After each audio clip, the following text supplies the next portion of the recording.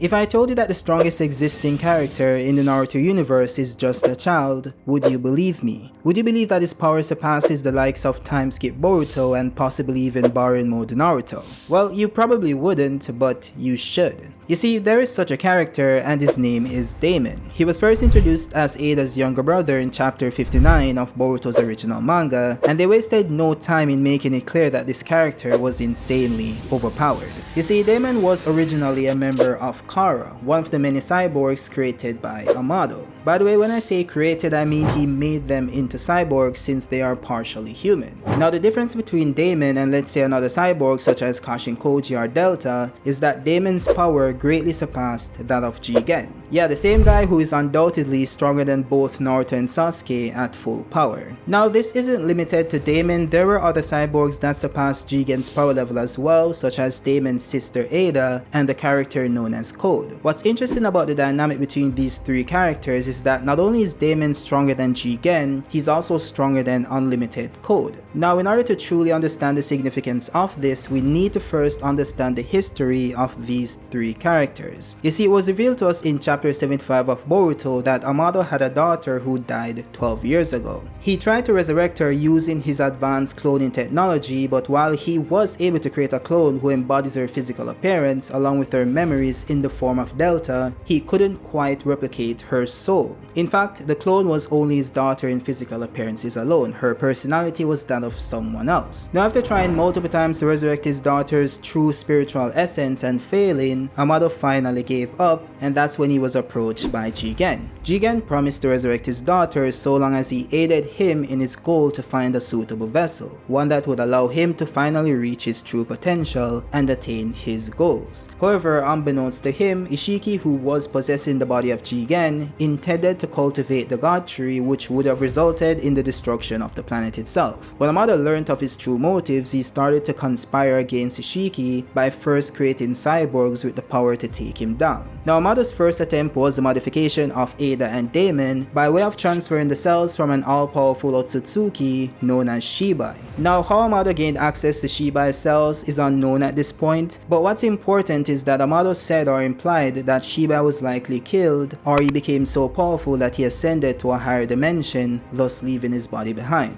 So it is possible that Ishiki himself provided Amado with the cells of Shibai and informed him of his existence, which would make some sense since Ishiki needed Amado to create cyborgs he could use as his henchmen, thus forming the Kara organization. It makes some sense as to why he would want them to be powerful. Now the issue is that they became too powerful to the point where they surpassed Jigen himself. This of course led to Jigen ordering the disposal of these cyborgs. The two we know of at this point are Eida and Daemon. However, as we later learned, Boro was seduced by Eida and instead decided to lock them away in his laboratory within the Land of Snow. Now the third cyborg known as Code was an interesting case. As explained by Amado, almost every member of Kara has had their body remodeled in order to strengthen it, but it was the exact opposite for Code. He instead had limiters implanted into his own body to check his formidable strength. That way he wouldn't undermine Jigen's position as the leader of Kara. So in a sense, Code was not disposed of like the others due to his devotion to Ishiki and willingness to have his own power limited. Now this is relevant to the strength of Daemon since, as I said before, Daemon was able to completely dismantle Code. It wasn't even a challenge. Daemon was shown to be able to react to all of Code's attacks, he was able to speed blitz him and was shown to be far superior in physical strength. Not only that, Daemon himself confirmed that he didn't go all out when he told Boruto to get stronger so that he can fight at full power for the first time in his life. This simply means that Daemon, while holding back, is far stronger than Unlimited Code, who was actually using his full power with the intent to kill. Now where this becomes a bit more complex is when we try to get Daemon above Timeskip Boruto and Timeskip Kawaki, who are both likely relative at this point in time. You see, based on what we saw in chapter 3 of Boruto 2 Blue Vortex, Code simply wasn't able to react to base Boruto while he himself had his Karma Seal active. So the logical conclusion would be that base Boruto is faster than full power Code, which also means that Karma Seal Boruto is far faster than full power Code. Now this doesn't mean that Boruto is physically stronger than Code, Code, since being faster doesn't equate to you being stronger. However, it is more likely that Boruto is also physically stronger rather than it just being an amp in physical speed. I say that because we know Boruto and Kawaki are both somewhat relative in the time skip period, per the battle on top of the Hokage monument and per shonen logic of course. So this means that Boruto's physical strength needs to scale to Ishiki levels to match Kawaki, who is likely as strong as Ishiki due to him having Ishiki's Karma Seal. This increase in power is also shown by Kawaki possessing all 8 triangles of Ishiki's Dojutsu, as opposed to the 4 he could manifest pre-time skip. Now Code also possesses Ishiki's Karma Seal, but he was never Otsutsukified similar to Kawaki and Boruto, which means he can never fully channel Ishiki's true power. I believe that to be the case because we can see a clear increase in power or access to power the more Otsutsuki Boruto and Kawaki became. They even showed this physically by them having more power when they physically transformed into versions of their Otsutsuki counterparts. In fact, Boruto outright stated that he could channel Momoshiki's power better after becoming 100% Otsutsuki. So I think there is sufficient evidence to suggest that Code, who couldn't become Otsutsukified, doesn't have access to the same levels of power Kawaki does, even though he has the same Karma Seal. Now there is another side to Code, since he was likely also given the cells of Shiba Otsutsuki. I think that's the case because Code's claw marks were stated to be Shinjutsu, which Amado himself said can only be transferred from an actual Otsutsuki when explaining how Eida and Daemon got their abilities. Now he never said that Code got his Shinjutsu claw marks from Shiba specifically, but we know that Ishiki never had that ability. So either he got the ability from another Otsutsuki or he was also implanted with the cells of Shibai. Now clearly this doesn't mean that everyone implanted with Shibai's cells are created equal. Daemon is clearly far stronger than Code, and Eida herself confirmed that Daemon could kill her. Now this could be in reference to Daemon being immune to her ability, but he did state that he is number 1 when it comes to power. So even if Code did get a few cells from the all-powerful Shibai, it doesn't mean that his power surpassed someone who has full access to Ishiki's true power like Kawaki due to him being a perfect vessel. I say all of this so we can establish an hierarchy of power. We have Boruto, who is faster and likely stronger than full power Code while he's in base. Then we have Kawaki, who should be stronger than Code since he has more access to Ishiki's power, along with him needing to be relative to Boruto for plot reasons. And then we have Daemon, who no diffed full power Code while not fighting at full strength, then later showing no care for Timeskip Boruto and his display of power. I kid you not, Daemon immediately understood the mechanics of Boruto's new power and it did not frighten him one bit. Compare that to the shocked expression on Daemon's face when he sensed the hidden power within Himawari. It's night and day. He clearly still thinks he's number 1.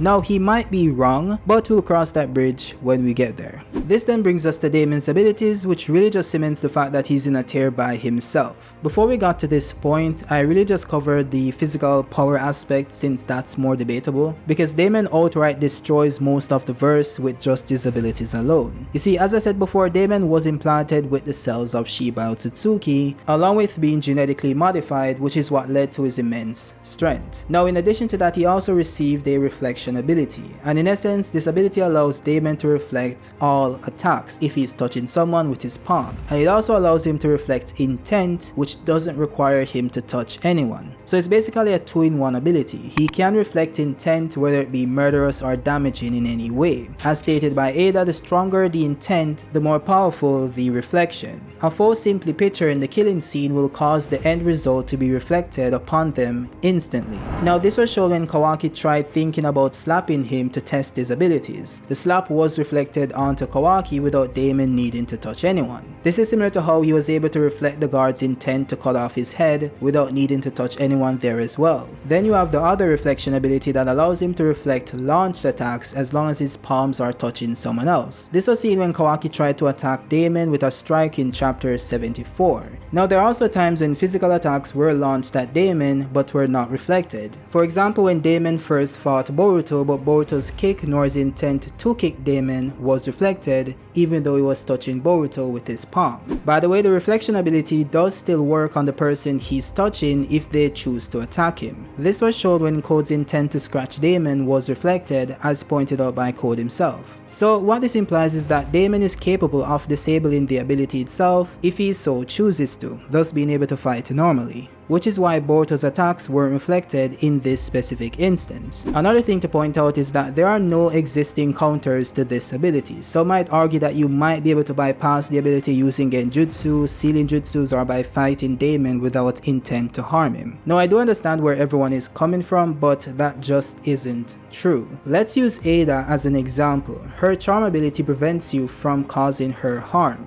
Even if you want to do so, you physically can't, as seen when Code tried to attack her using his claws. Now what you probably didn't notice is that Code was able to place his claw marks on her body. The reason why this is possible is because the claw mark itself doesn't cause harm. This was explained by Eida when Shikamaru was able to restrict her movements using shadow paralysis. The reason why he was able to do so is because the jutsu itself doesn't directly inflict harm. So the same logic would apply to the claw mark as well. It's also a jutsu that doesn't directly inflict harm. This then brings us back to Daemon and his reflection ability, because as seen in chapter 60, Daemon automatically reflected Code's claw mark onto him, which means that it doesn't matter whether your ability causes harm or not, it will still be reflected. So genjutsu, sealing techniques, shadow paralysis, it doesn't matter. All of them would still be reflected regardless, even though they don't directly cause harm. Also, his ability does transfer to the person currently touching him, which means that any attack directed towards that person will be reflected just the same. This was shown when Code brought him to the battlefield in the middle of Kawaki's attack, which was then reflected onto Kawaki. Although you could say that Daemon just reflected an incoming attack, it doesn't mean that he reflected an attack that was intended for Code. However, it doesn't really matter because it is stated that he is able to reflect attacks that are directed towards people he's touching.